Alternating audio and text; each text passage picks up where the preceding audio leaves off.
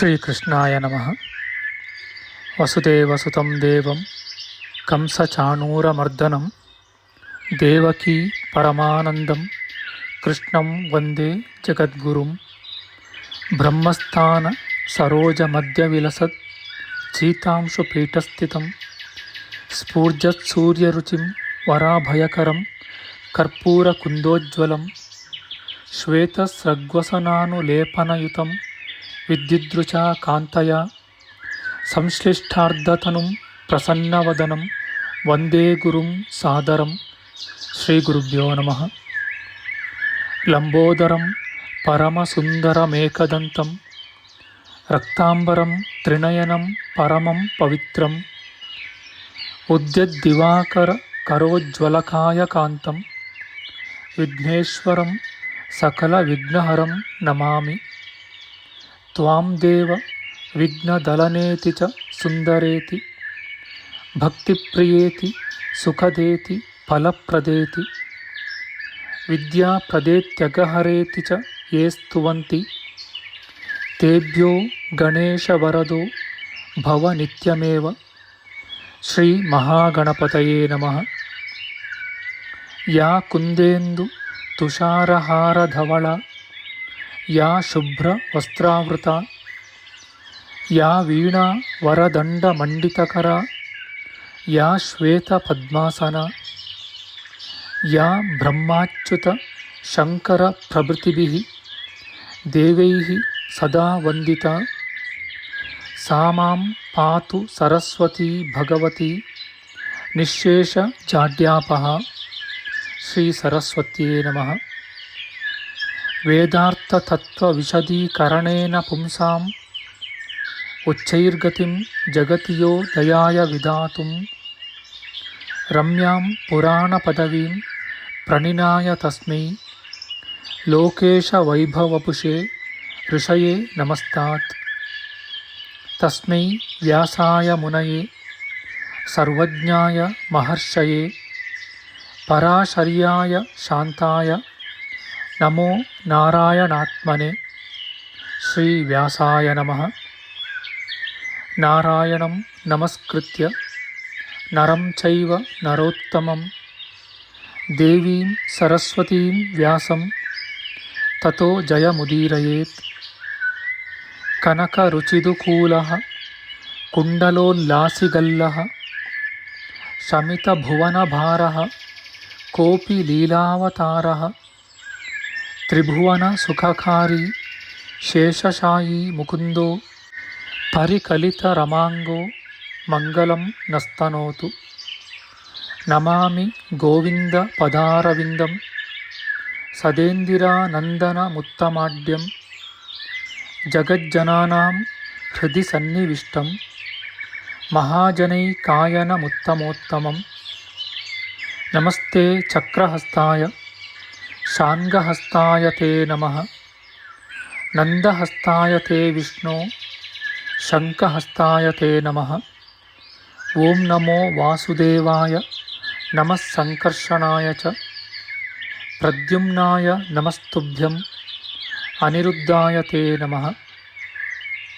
ಅನಾಕಾರೋ ಮಹೋಜಾಶ್ಚ ಯಶ್ಚಾದೃಷ್ಟಗತಿರ್ದಿವಿ ಜಗತ್ಪೂಜ್ಯೋ ಜಗತ್ಪ್ರಾಣಂ ತಂ ವಾಯುಂ ಪ್ರಣಮಾಮ್ಯಹಂ.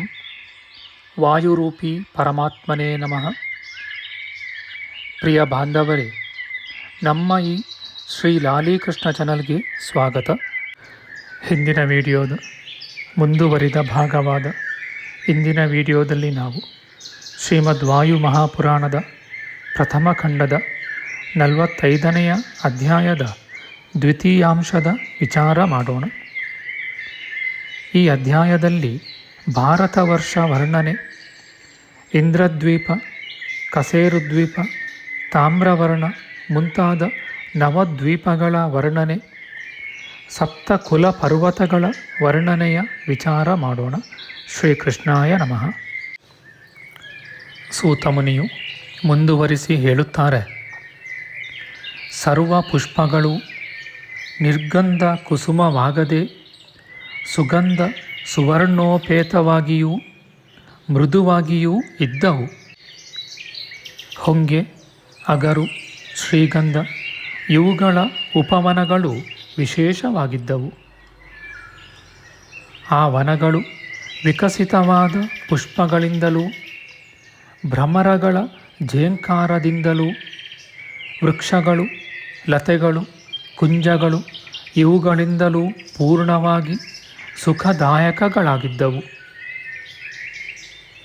ಆ ಉಪವನಗಳು ಭ್ರಮರಗಳ ಝೇಂಕಾರದಿಂದಲೂ ಪಕ್ಷಿಗಳ ಗಾನದಿಂದಲೂ ಪದ್ಮಷಂಡಗಳಿಂದಲೂ ನೈದಿಲೆಗಳ ಸಂಘದಿಂದಲೂ ಸಾವಿರಾರು ಸರಸ್ಸುಗಳಿಂದಲೂ ಅತಿ ರಮ್ಯವಾಗಿವೆ. ಆ ಕುರುದೇಶವು ಭಕ್ಷ್ಯ ಭೋಜ್ಯಗಳಿಂದಲೂ ಗಂಧ ಪುಷ್ಪ ಮಾಲ್ಯಗಳಿಂದಲೂ ಸುಂದರವಾದ ಪಕ್ಷಿಗಳ ಕೂಜಿನದಿಂದಲೂ ಶಯನ ಆಸನ ಭೋಗಗಳಿಂದಲೂ ಅನೇಕ ರಮ್ಯ ವಸ್ತುಗಳಿಂದಲೂ ವಿಹಾರ ಭೂಮಿಗಳಿಂದಲೂ ಸರ್ವಋತು ಫಲ ಪುಷ್ಪ ಪೂರ್ಣತೆಯಿಂದಲೂ ಪೂರ್ಣವಾಗಿಯೂ ಇರುತ್ತವೆ. ಸುವರ್ಣ ರತ್ನ ಖಚಿತವಾದ ಕ್ರೀಡಾ ಪರ್ವತಗಳಿಂದಲೂ ವಿಶಾಲವಾದ ಶಿಲಾಗೃಹಗಳಿಂದಲೂ ಲತಾಗೃಹ ಕದಲೀಗೃಹ ಇವುಗಳಿಂದಲೂ ಆ ದೇಶವು ಅತಿ ಮನೋಹರವಾಗಿದ್ದಿತು. ಸುತ್ತಲೂ ಸುಖದಾಯಕವಾದ ಸಾವಿರಾರು ಲತಾಗೃಹಗಳು, ಶುದ್ಧ ಶಂಖದಂತೆ ಕಾಂತಿಯುಳ್ಳ ನೂರಾರು ಭೂಪ್ರದೇಶಗಳು, ಚಿನ್ನದ ಕಿಟಿಕೆಗಳು, ಮಣಿಜಾಲಗಳಿಂದ ಅಲಂಕೃತವಾದ ದ್ವಾರ ಪ್ರದೇಶಗಳು, ಸುವರ್ಣ ಚಿತ್ರಗಳಿಂದ ಭೂಷಿತವಾದ ಅಂತರ್ಗೃಹಗಳು ಕೂಡ ವಿಶೇಷಾಕಾರವಾಗಿ ಹೊಳೆಯುತ್ತಿದ್ದವು. ಅನೇಕ ವನಗಳು ಸಾವಿರಾರು ಮಹಾವೃಕ್ಷಗಳಿಂದ ಭೂಷಿಸಲ್ಪಟ್ಟಿರುವವು ಮತ್ತು ವಿವಿಧ ರೂಪವಾದ ಸರಸ್ಸುಗಳಿಂದ ಸುಖಜನಕವಾಗಿಯೂ ಸುಂದರಗಳಾಗಿಯೂ ಇರುವವು. ಕ್ರೀಡಾ ಮಂದಿರಗಳು ಮೃದಂಗ, ವೇಣು, ಕಂಜರಿ, ವೀಣಾ ಇವೇ ಮೊದಲಾದ ವಾದ್ಯಗಳಿಂದ ಪೂರ್ಣವಾಗಿವೆ. ಸಹಸ್ರಾರು ಕಲ್ಪವೃಕ್ಷಗಳು ವಿಶೇಷವಾದ ಮಹಾಫಲಗಳನ್ನು ಕೊಡುತ್ತವೆ. ಆ ದ್ವೀಪದಲ್ಲಿ ಎಲ್ಲಿ ನೋಡಿದರೂ ರಮ್ಯವಾದ ಉದ್ಯಾನವನಗಳು, ಸರ್ವತ್ರದಲ್ಲಿಯೂ ಸುಂದರವಾದ ನಗರಗಳು, ಸ್ತ್ರೀ ಪುರುಷರಿಂದ ವ್ಯಾಪ್ತವಾಗಿಯೂ ಸುಖ ಸಂತೋಷಗಳಿಂದ ಸಹಿತವಾಗಿಯೂ ಇವೆ ಮತ್ತು ನಾನಾ ಪುಷ್ಪಗಳ ಮೇಲೆ ಬೀಸುವ ತಂಗಾಳಿಯು ಸರ್ವತ್ರ ವ್ಯಾಪ್ತವಾಗಿವೆ. ಶ್ರಮ ಪರಿಹಾರಕವಾದ ಆ ದ್ವೀಪದಲ್ಲಿ ಯಾವಾಗಲೂ ಶರೀರಕ್ಕೆ ಆಹ್ಲಾದವನ್ನು ಉಂಟುಮಾಡುವ ತಂಗಾಳಿಯು ಬೀಸುವುದು. ಸ್ವರ್ಗಭ್ರಷ್ಟರಾದ ಜನಗಳೆಲ್ಲರೂ ಆ ದ್ವೀಪದಲ್ಲೇ ಹುಟ್ಟುವರು. ಆ ದ್ವೀಪವು ಭೂಮಿಯಲ್ಲಿರುವ ಸ್ವರ್ಗವೆಂದು ಮಹಾತ್ಮರು ಹೇಳುವರು. ಸ್ವರ್ಗದಿಂದ ಚ್ಯುತರಾದ ಜನರಲ್ಲಿಯೂ ಮಹಾಪುಣ್ಯವಂತರೂ ಗುಣೋತ್ತಮರೂ ಆದ ಮಹಾತ್ಮರು ಮಾತ್ರ ಆ ದ್ವೀಪದಲ್ಲಿ ಹುಟ್ಟುವರು. ಆ ದ್ವೀಪದ ಜನರಲ್ಲಿ ಕೆಲವರು ಚಂದ್ರನಂತೆ ಕಾಂತಿವಂತರಾಗಿಯೂ ಕೆಲವರು ಕರಿ ಮಚ್ಚೆಯುಳ್ಳವರಾಗಿಯೂ ಇನ್ನು ಕೆಲವರು ಕಪ್ಪಾಗಿಯೂ ಶುಭ್ರರಾಗಿಯೂ ಮತ್ತೆ ಕೆಲವರು ಸೂರ್ಯನಂತೆ ಹೊಳೆಯತಕ್ಕವರಾಗಿಯೂ ಉತ್ತಮರಾಗಿಯೂ ಇರುವರು.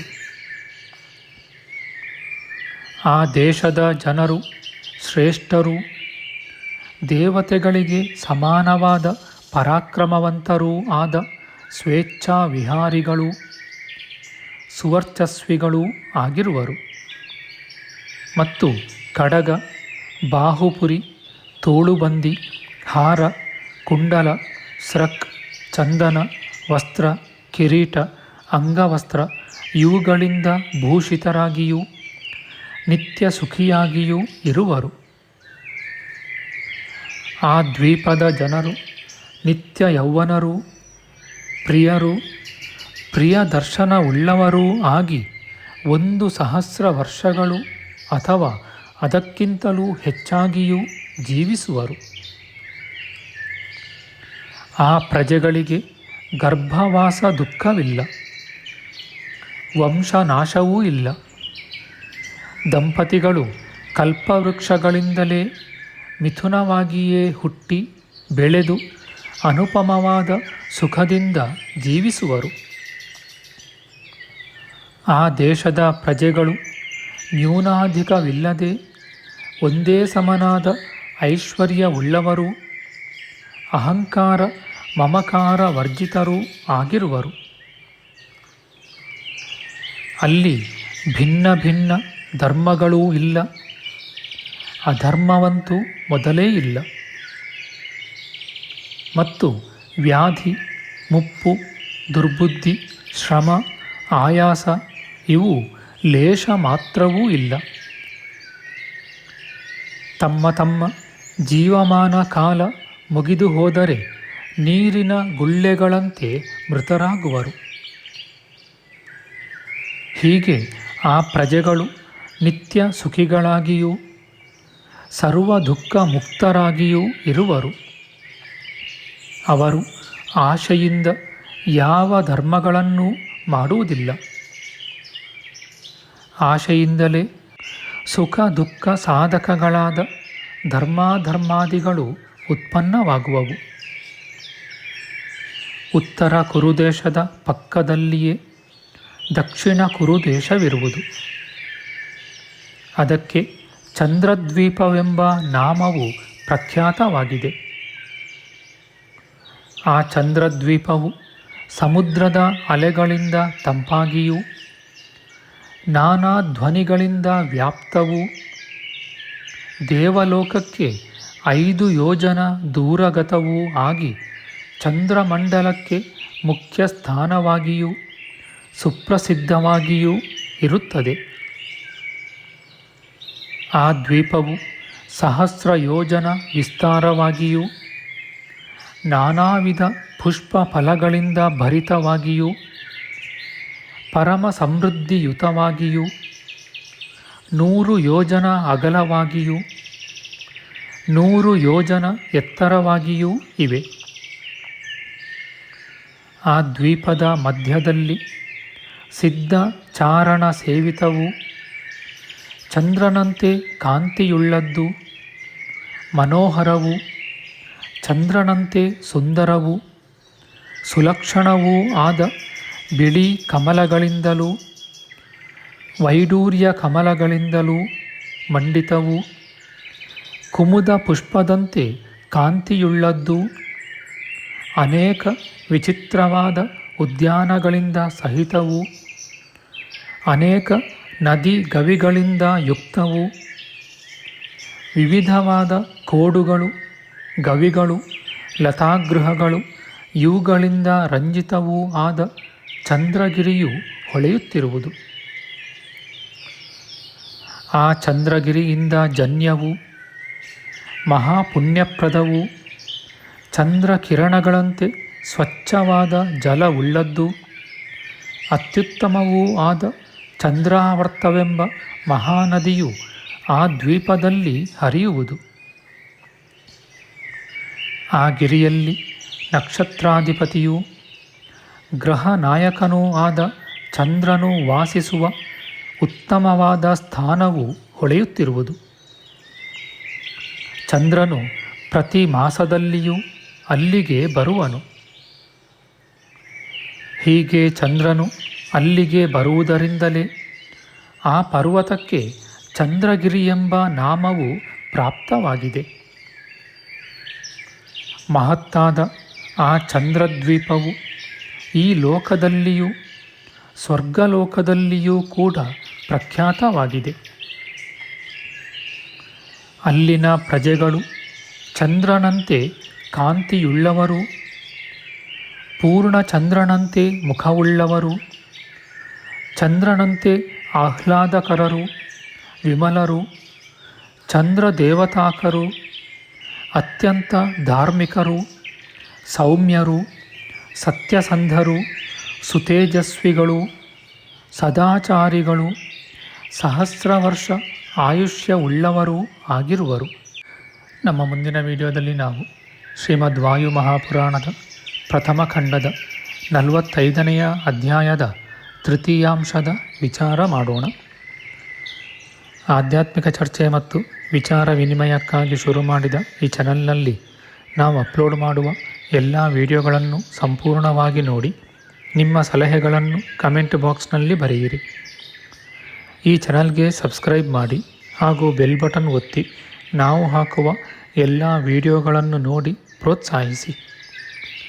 ಕೃಷ್ಣಂ ನಾರಾಯಣಂ ವಂದೇ, ಕೃಷ್ಣಂ ವಂದೇ ವ್ರಜಪ್ರಿಯಂ, ಕೃಷ್ಣಂ ದ್ವೈಪಾಯನಂ ವಂದೇ, ಕೃಷ್ಣಂ ವಂದೇ ಪೃಥಾಸುತಂ.